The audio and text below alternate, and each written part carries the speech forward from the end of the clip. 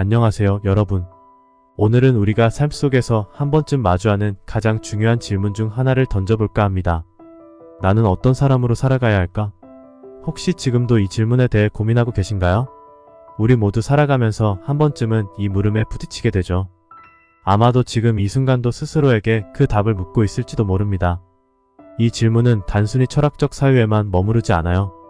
이 질문은 내가 내일 어떤 결정을 내릴지, 어떤 선택을 할지를 좌우하는 우리 삶의 방향을 결정짓는 중요한 문제입니다. 지금까지 살아온 방식에 만족하고 계신가요? 아니면 나는 다른 길로 가야 할까? 라는 불안과 의문 속에 계시진 않나요? 우리가 속한 사회, 가족, 친구들, 그 복잡한 관계 속에서 진정한 나를 찾고 그 답을 구하는 길을 함께 탐구해보죠. 오늘의 영상이 여러분의 삶에 작은 변화의 씨앗을 심길 바라며 지금부터 본격적으로 시작하겠습니다. 하나, 인간 본성에 대한 통찰 욕망과 고통의 굴레. 우리가 어떤 사람으로 살아야 할지 생각하기 위해선 먼저 인간 본성에 대한 이해가 필요합니다. 우리는 끊임없이 무언가를 원하고 목표를 이루기 위해 달려가죠. 그런데 여러분, 그 목표를 달성했을 때 만족감이 오래가던가요? 잠깐일 뿐 곧바로 새로운 갈망이 찾아옵니다. 마치 끝없이 돌아가는 쳇바퀴처럼 말이죠. 이 끝없는 욕망은 종종 우리를 불행으로 이끌기도 합니다. 목표를 이루지 못할 때의 좌절감, 그리고 이뤘음에도 찾아오는 공허함. 이건 왜 그런 걸까요? 그 이유는 욕망이 끝이 없기 때문입니다. 우리는 끊임없이 더 많은 것을 원하고 그 갈망 속에서 불안과 고통을 느끼게 됩니다.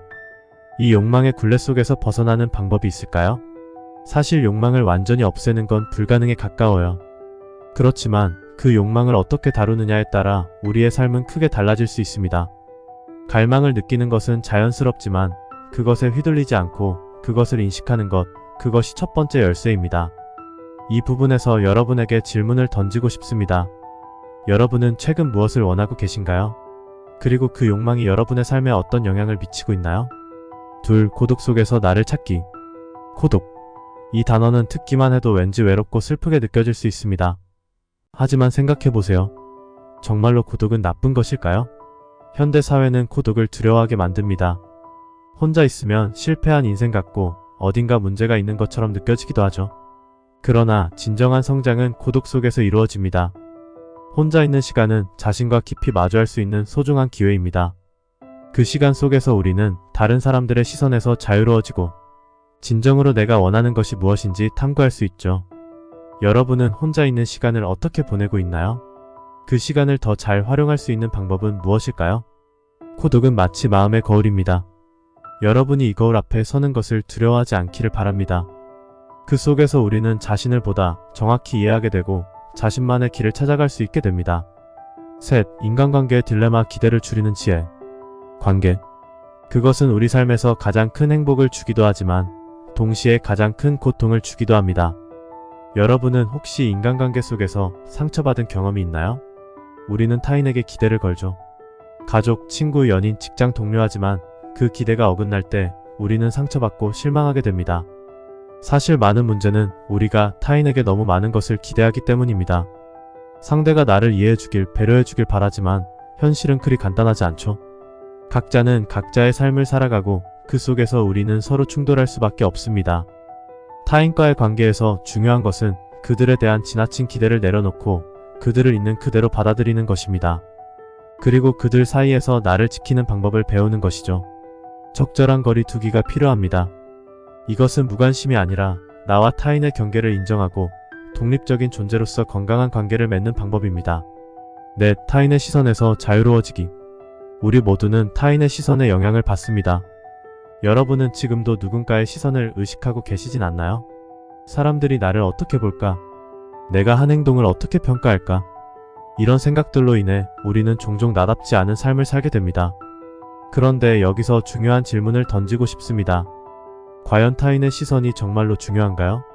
다른 사람들이 나를 어떻게 보는지는 그들의 문제입니다. 나 자신을 진정으로 이해하는 건 나 자신뿐이죠. 진정한 자아를 찾기 위해선 타인의 평가에 휘둘리지 않고 내가 원하는 삶을 살아가는 용기가 필요합니다. 그 길은 외롭고 때로는 사람들의 비판에 부딪힐 수 있습니다. 하지만 여러분이 원하는 길을 걸어가는 것이야말로 진정한 행복의 시작입니다. 다섯, 현명하게 살아가는 법, 고통을 수용하고 지혜롭게 대처하기. 삶을 살아가면서 누구도 고통을 피할 수는 없습니다. 우리는 모두 크고 작은 어려움들을 경험하죠.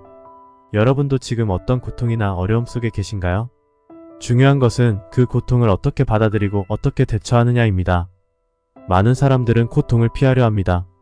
힘든 상황이 오면 도망가고 싶고 더 쉬운 길을 선택하고 싶어지죠. 그런데 여러분, 고통은 단순히 피해야만 하는 대상일까요? 사실 고통은 우리를 성장하게 만드는 중요한 발판이 될 수 있습니다.